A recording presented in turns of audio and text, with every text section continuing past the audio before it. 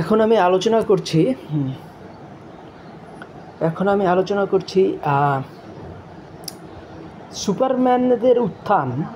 যে এই যুগটা আমরা বলতে পারি সুপারম্যানদের যুগ, কারণ প্রতিটা বাচ্চা, গোটা পৃথিবীর দেখা যাবে যে 90% এলাকায় টিভি চলে গেছে, এবং সেখানে এই সুপারম্যানদের কার্টুন, বিশেষ করে হিম্যান, সুপারম্যান, স্পাইডারম্যান, ব্যাটম্যান, তারপরে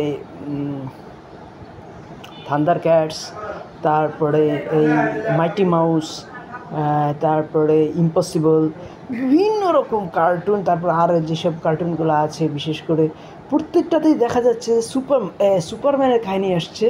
আর আগে বাচ্চা কাচ্চারা শুনতো দেবতাদের কাহিনী। তাহলে কোনটা ভালো? দেবতারা কি হচ্ছে, দেবতারা মানুষের পতনের গল্প বলতো। দেবতা থেকে দেবতাদের হাতে মানুষের নিয়ন্ত্রণ ছিল। তখন ইসলাম বা ইহুদিবাদ ও খ্রিস্টিয়ানিটি অতটা গোটা দুনিয়াতে প্রিভেল করেছিল ওই সময়।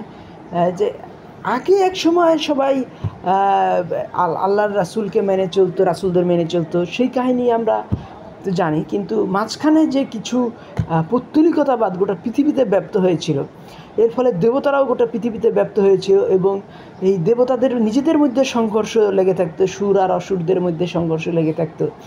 আমরা যে ঈশ্বরের জিন্তিকদের কাহিনী যেগুলো পাই, যে এই এখানে কিন্তু দেখা যাবে যে আহুরমাজদা এবং আহিরম্যান, এই দুটোর মধ্যে সংগ্রাম লেগেই থাকতো। এবং ঈশ্বরের কথা যদি আমরা বলি, সুর এবং অসুরদের মধ্যে যে মানে অসুররা প্রায় দেবলোক দখল করে নেওয়ার চেষ্টা করতো, ইন্দ্রর লোক দখল করে নেওয়ার চেষ্টা করতো। কিন্তু ইসলাম আসার পরে দেখা গেল যে প্রচণ্ড একটা আশাবাদ গোটা পৃথিবীতে ছড়িয়ে পড়লো, লেখাপড়ার চর্চা ছড়িয়ে পড়লো। খ্রিস্টানিরা আসার পরে গ্রিক ও রোমান সভ্যতা ধ্বংস হয়ে গেছিলো, কিন্তু ইসলাম আসার পরে গ্রিক ও রোমান সভ্যতা আবার পৃথিবীতে সেই বইগুলো মুসলমানরা তুলে নিয়ে আসলো। তাহলে এই যে গ্রিক ও রোমান সভ্যতা এবং তাদের গণতন্ত্র কেন ধ্বংস হলো, এই জিনিসটা বুঝতে গেলে আমাদের বুঝতে হবে দেবতাদের অধপতন এবং সুপারম্যানদের আবির্ভাব। সুপারম্যানদের আবির্ভাবের আগে একটা ঘটনা ঘটে গেছিলো গোটা পৃথিবীতে, যাদেরকে আমরা সুপারম্যান বলতে পারি। সেটা হলো গিয়ে তিনটা কাহিনী। একটা হলো সিন্দাবাদের কাহিনী, একটা আলিবাবার কাহিনী, এবং আরেকটা হলো আলাউদ্দিনের কাহিনী। তো আলাউদ্দিন, বিশেষ করে এই তিনটা কাহিনীর মধ্যে আলাউদ্দিনের কাহিনী প্রায় সুপারম্যানের কাহিনীর মতো হয়ে যায়, কারণ আলাউদ্দিন একটা ল্যাম্প পায়, যে ল্যাম্পের ঘষা দিলে একটা দৈত্য বাড়ি আসে, একটা পাওয়ার বাড়ি আসে। তো সুপারম্যানদের মধ্যে একটা পাওয়ার থাকে, যেমন উত্তর ভারতে একটা সুপারম্যান চরিত্র আছে চাচা চৌধুরী ও সাবু। তো চাচা চৌধুরী যেন সেই আলাউদ্দিন, আর সাবু হলো গিয়ে সেই জিন, আলাউদ্দিনের প্রদীপ থেকে বেরিয়ে আসা জিন। তো এই যে সুপারম্যান, ইন্ডিয়াতে আরও একটা সুপারম্যানের সিরিয়াল হতো শক্তিমান। তারপর ইন্ডিয়াতে একটা সুপারম্যান টাইপের মুভি হয়েছিল, সেটা হলো গিয়া নাম কি বলে, মুভিটার নাম হলো গিয়া মিস্টার ইন্ডিয়া। তো এই কিন্তু বাংলাদেশে এখন পর্যন্ত সেভাবে সুপারম্যানের চরিত্রগুলা বিকশিত হয়নি। আশা করি এখন জেনজির আমলে প্রচুর সুপারম্যানের চরিত্র বাংলাদেশে আসবে। সুপারম্যান হলো গিয়া প্রচণ্ড আশাবাদী, ম্যান থেকে সুপারম্যানে যাওয়ার একটা মানে তরিকা, মানে যেমন এই নাম কি বলে, সে তো একটা ম্যানই ছিল, নাম কি বলে, এই নাম কি বলে, আর নাম হলো গিয়া সুপারম্যান, সে তো একটা ম্যানই ছিল, সে হলো গিয়ে স্পাইডারম্যান। কিন্তু তাকে একটা মাকড়াসায় কামড় দেওয়ার পরে সে স্পাইডারম্যানে পরিণত হয়। তাহলে এই ম্যান থেকে সুপারম্যানে যাওয়ার একটা উত্থানের কাহিনী। আর দেবতাদের কাহিনী ছিল, দেবতাদের হাতে মানুষের ভাগ্য নিয়ন্ত্রিত ছিল, এবং সেই কাহিনীগুলো মানুষকে দুর্বল করে তুলতো। দেবতাদের মধ্যে মারামারি লেগে থাকতো, একটা এনার্কি প্রিভেল হতো। কিন্তু সুপারম্যানরা কী করতেছে, এনার্কি জায়গায় আর এখানে মানুষের উত্থানের কাহিনী, মানুষের মধ্যে ডিসিপ্লিনের কাহিনী, হ্যাঁ, যে জাস্টিস লিগ, এখানে বিভিন্ন সুপারম্যানদের মধ্যে আবার আলোচনা হচ্ছে। এবং এই লড়াই তো সেখানেও ছিল, দেবতাদের মধ্যে সুপারম্যানদের মধ্যে লড়াই হয়, কিন্তু এই দেবতাদের মানে যে একজন ব্রহ্মাদের আন্ডারে যে দেবতা ছিল, সেই দেবতারা একে অপরের সঙ্গে লড়াই লেগে থাকতো, কেউ দেবতা কেউ অপদেবতা। কিন্তু সুপারম্যানের কাহিনীটা মানুষ থেকে, মানে দেবতার কাহিনী যেখানে খোদা থেকে অধঃপতনের কাহিনী, আর ম্যান থেকে সুপারম্যানের কাহিনী হলো কি, যে মানে যাদেরকে ডেমিগড বলা হয়, গডের যে নিচু স্তরে তাদেরকে বলা হয়তো দেবতা বা ডেমিগড বা লর্ড, এইগুলো আর নিজেরা মারামারি করতো এবং তাদের হাতে ছিল মানুষের ভাগ্য। আর সুপারম্যানরা কি মানুষ থেকে উঠে আসা যারা নিজেদের ভাগ্য নিজেদের হাতে নিয়ে নিতেছে। এবং এখানে যে আমি আগেই বললাম, এই সুপারম্যানটার তার চরিত্রটা বিকশিত হয়েছিল জার্মানিতে। নিটশে প্রথম এটা নিয়ে আসেন এবং তিনি বলেন আই গিভ ইউ সুপারম্যান।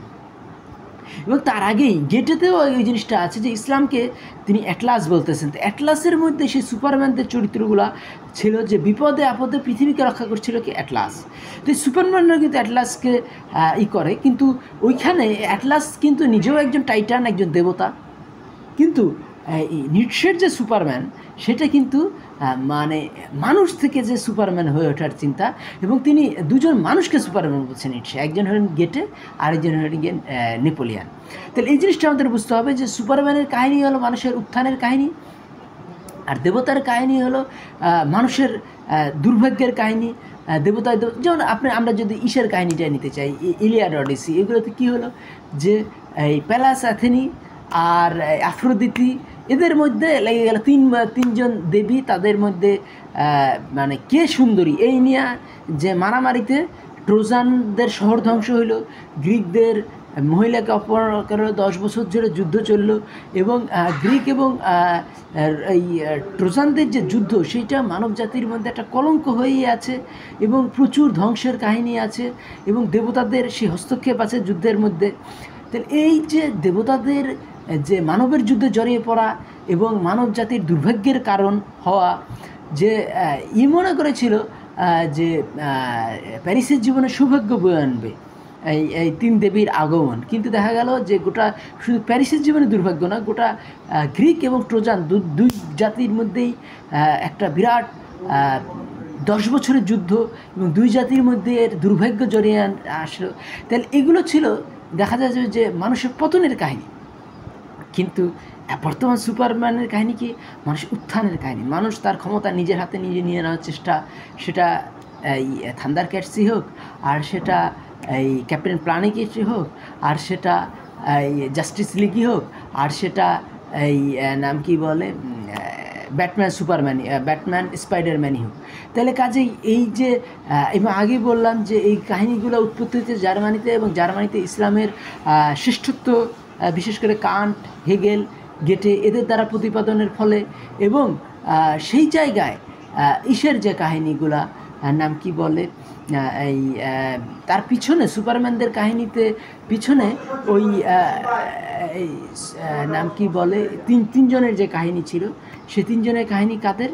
সে তিনজনের কাহিনী হলো গিয়া যে সিন্দাবাদ, আলিবাবা এবং নাম কি বলে আরেকজন হলো গিয়া আলাদিনের কাহিনী। তো আলাদিনের কাহিনী মানে পুরোপুরি একজন সুপারম্যানের কাহিনী বলতে পারি।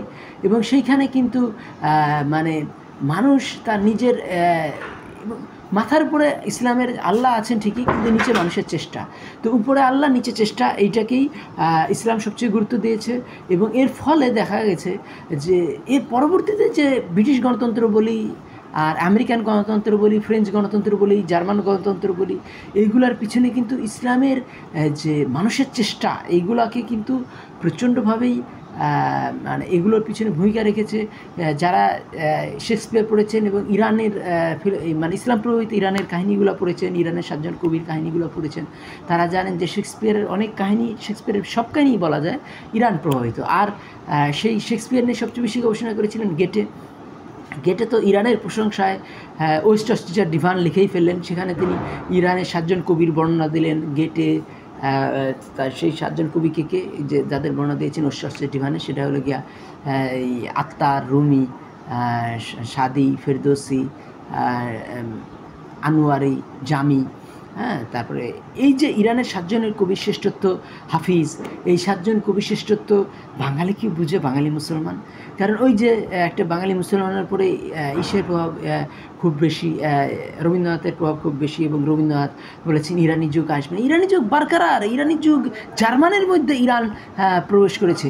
সেই জিনিসটা কিন্তু এই ইকবাল যেটা প্রকাশ করেছেন, রবীন্দ্রনাথ কিন্তু মিথ্যা গল্প লিখলেন কি, সেই মিথ্যা গল্পটা হলো ক্ষুদিত পাষাণ। আপনার বিভূতিভূষণ পড়েন তাইলে বুঝবেন যে রবীন্দ্র মিথ্যাচার কাকে বলে। আর ইকবালকে পড়েন, ইকবাল তো বারবারই বলেছেন আমি আবার মানে ভারতবর্ষের আকাশ ইরানি তারায় ভরে দিলাম। তাহলে ইরানি তারা কি এটা আমাদের বুঝতে হবে।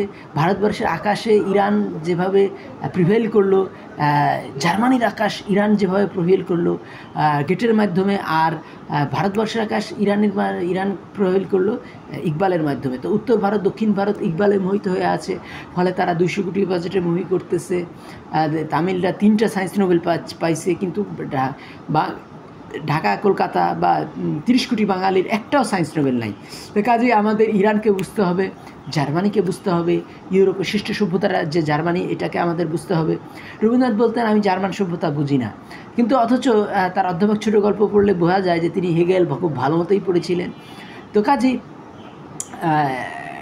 রবীন্দ্রনাথ অনেক জার্মান দর্শন পড়েছেন, কিন্তু জার্মান দর্শন প্রচার করেননি। তিনি বলেছেন যে ইউরোপের শ্রেষ্ঠ দেশ, রবীন্দ্রনাথ বলেছেন যে ইউরোপের শ্রেষ্ঠ দেশ হলো গিয়া ইউরোপের সবচেয়ে বড় জাত হলো গিয়া ব্রিটিশ, কিন্তু আজ তো আমরা জানি ইউরোপের সবচেয়ে বড় জাত হলো জার্মানরা। তো কাজে আমাদের কথাগুলি ভালো লাগলে আমার চ্যানেল সাবস্ক্রাইব করুন, লাইক বাটন ক্লিক করুন। ধন্যবাদ।